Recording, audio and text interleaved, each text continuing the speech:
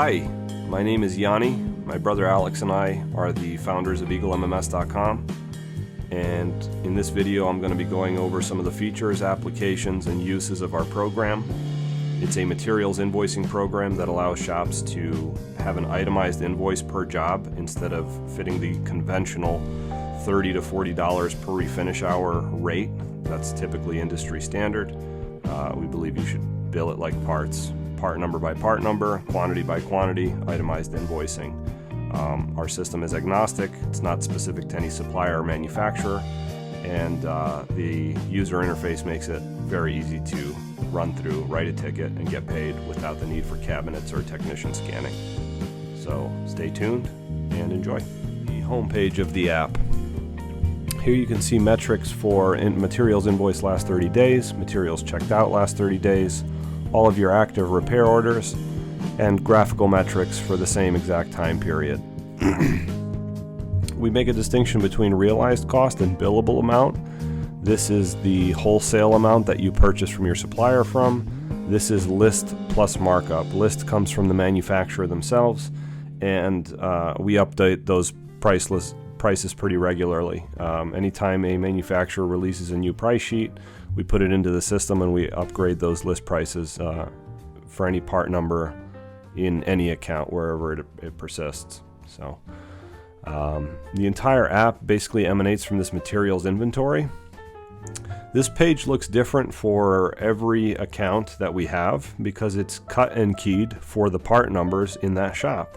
And every shop uses different products, and it uses different product lines at the same time. So this is not like a 3M solution or a PPG solution. This is an agnostic system. You could put in any part number by any manufacturer. We have data from many manufacturers. So if I were to add a material, I could simply put in a part number, do the pull-up, add it to my inventory, and then I could begin tracking it. So this is based around my home shop. I have 3D cutting compounds and polishes. I have 3M abrasives and masking tapes, masking papers, cut-off discs, grinding Rolox, papper cartridges, wet sanding discs, file belts, DA papers, block papers. I have Kiko glue tabs. I have studs, aluminum studs, spot weld bits, SPRs. I have some Kemperly private label items, fillers, brushable seam sealers.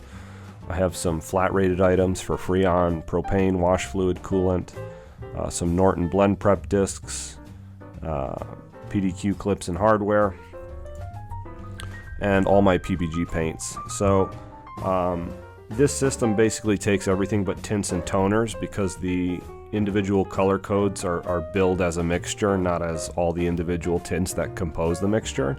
And I'm going to show you that just a little bit later in this presentation. But I still have my clears, my sealers, my primers, my activators, adhesion promoters, blending agents, flattening agents, cleaners associated with the line, and then I have my SEM cartridges and tubes. So this is all my seam sealers, glues, panel bonds, structural adhesives, weld throughs, plastic repair materials, panel dampening, rubber coats, easy coats, you name it, and then the mixing tips. So I could check out any individual item from this table if I so choose. I could select, I don't know, one fastener, manually check out material, select a repair order, select a quantity. I could report whether or not it's running low, and I could check it out. Now, doing that for every product that goes on a car, you're going to use 100 different part numbers for 100 different cars. God knows how much volume you have. So that would basically be a full-time job. Where we've made it a little more interesting is in the Operation Kits tab. In the Operation Kits tab, you can sort the materials into kits at quantity. So, and this is an open field as well. Users can create kits, they could delete kits, and they can always modify the existing content of a kit. So if I were to open up my quarter panel kit, which is the big one, that's what everyone wonders about, right? I have a purchase price of $265. I have a list pre-markup of $480. This is just to get into primer.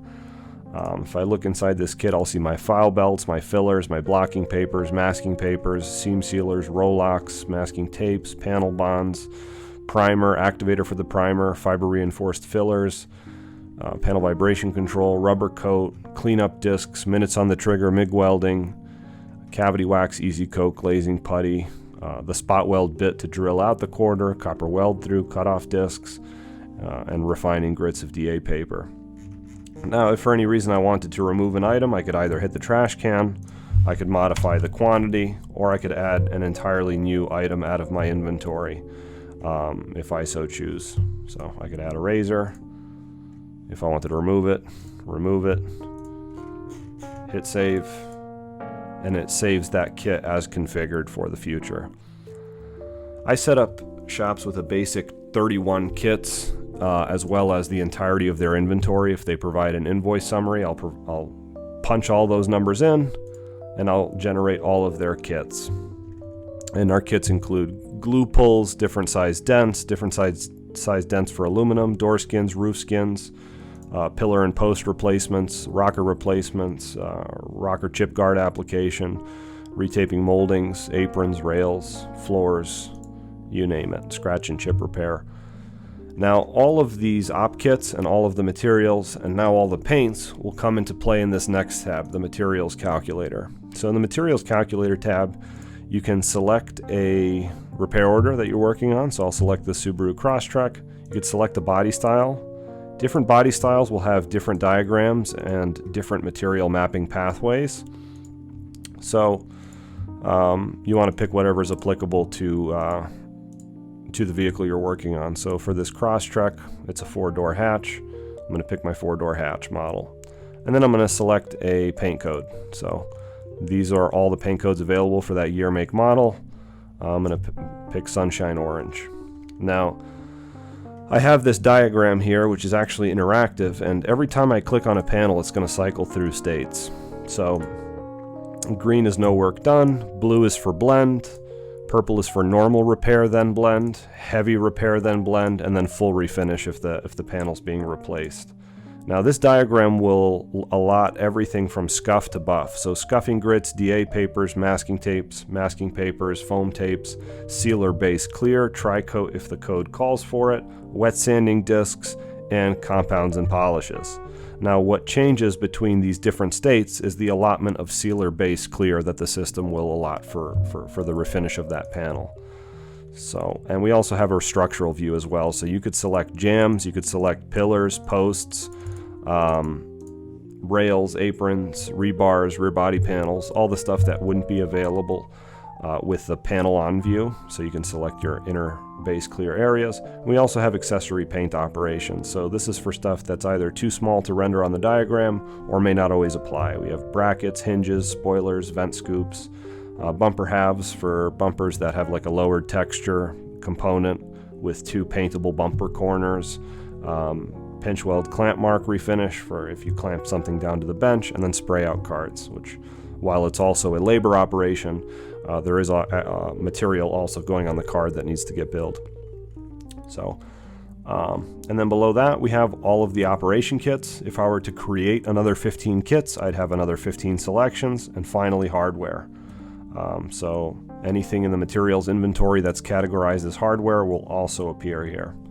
So I'm going to do a run through of a hypothetical job here. If I had a car that got sideswiped where I had to blend a fender, repair a door, replace the rear door, replace a quarter.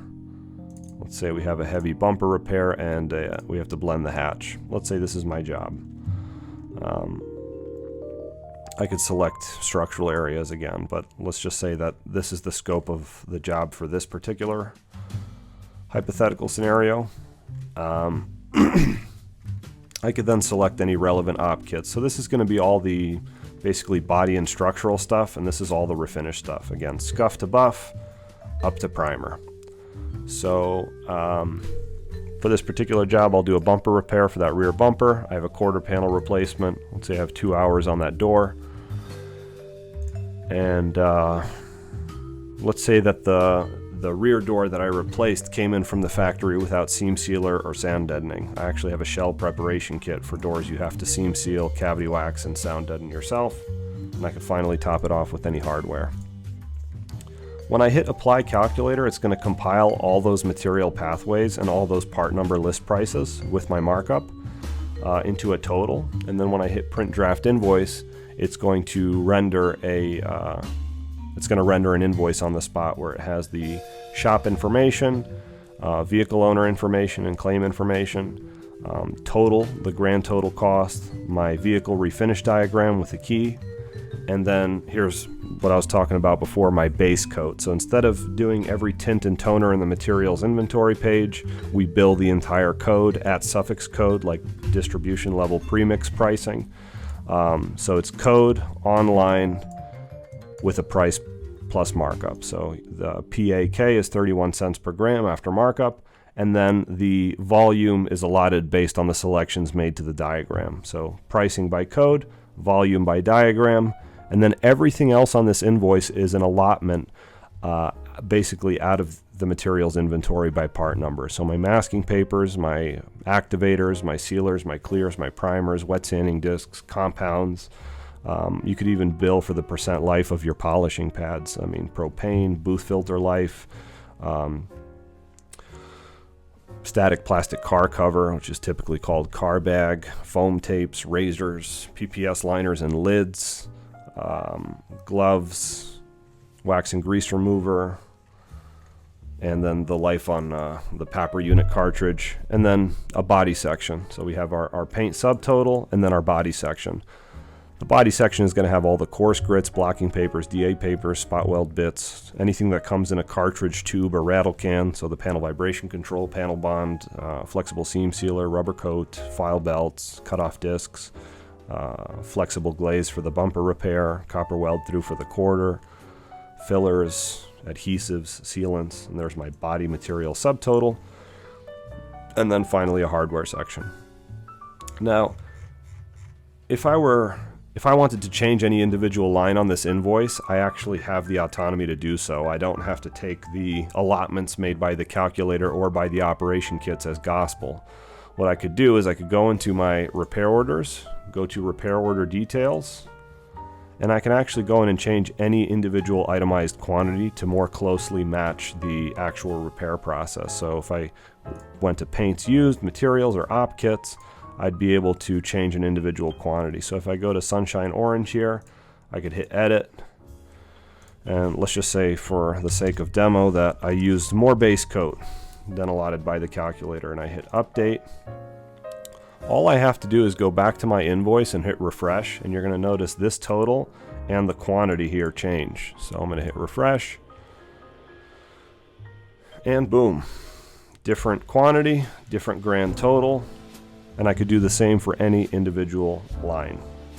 Basically the calculator and the op kits build you a streamlined kind of pipeline to make a bunch of itemized charges, and then you can fine tune it from there however you wish. You can also influence how these invoices render in the Shop Settings tab. So in the Shop Settings tab, you have your shop information, your shop logo. Some people prefer to put their supplier information and supplier logo. And then you have 3 selections down here. You could choose whether or not you display the vehicle paint diagram, whether you choose your show your markup, and whether you want to split the invoice between body, paint, and hardware categories. So if I were to just deselect all of these and I hit update information, I went back to this invoice and hit refresh again, you're going to notice a different invoice. Same information, different visual presentation. And we leave those options open to basically the selections of the user. Whatever the preferences of the user are, they can render the invoice any way they like. So that's basically it. You create a repair order, you could feed it through the calculator, you can make fine selections of repair order details, and then as you go along the way, you could change out what part numbers you're using, how they're sorted into operation kits, and how they're configured into the calculator, which, by the way, the calculator is allotting materials based on a configuration page. This is how it knows what it's allotting. So the system has abstract types, and you could wire in the real part number to the abstract type, and that's how it makes calculator allotments. So the calculator is going to ask for like clear coat, what clear coat are you using, what paint line, so this is going to have to do with the base coat pricing, what sealers, etc. And once those selections are made, then it knows to allot that selection out of your inventory. So adhesion promoters, you name it. That's basically it. Itemized invoicing. Now, once the shop has generated an itemized invoice that closely matches the repair process and what products were used at what quantity, it's very important for them to present this to insurance or the self-pay customer as, listen, we're not doing a rate anymore. This is the product numbers that we use. These are the quantities we use them at. This is what we need to get paid for the vehicle to get picked up. The problem with the hourly rate, again, is the rate has been the same for 10 to 20 years. Meanwhile, product lines have nearly doubled in the last 3 or 4 since the beginning of COVID. And prices aren't looking like they're going to go the other way anytime soon with inflation the way it is. So itemized billing is definitely the quell to the shortening margin on materials. Dare I say, materials become a profitable line again on estimates and repairs. Now the next question is how do insurance companies receive this invoice? What's the success rate of reimbursement instead of having to charge the customer the short pay? And the unfortunate answer there is it depends, right? I wish I could say it was 100%, but it ultimately depends on the negotiating capability of the writer at the shop and how well they're leveraging vehicle possession, the customer, how informed the customer is on the repair and the litigation process. And I'd say an average success rate we have is about 70 to 80%, with 10 to 20% of shops getting paid almost all of the time, 60 to 70% of shops getting paid about 60 to 70% of the time, and 10 to 20% of shops getting paid maybe half of the time or less. In all scenarios, it's profitable enough to, of course, maintain the subscription. And in company history, we've had a very, very small churn. So I think out of hundreds of customers, we've maybe lost 3 or 4 shops. That's basically it. Yeah, print these out, stand on your bill, get paid for materials. The hourly rate has to go. The calculators have to go. It's time for itemized invoicing, and we do it in a way where it doesn't require cabinets. It has no manufacturer specificity. It's accommodating to your model and to your shop. So that's it. If you have any questions, you can email me at support@EagleMMS.com.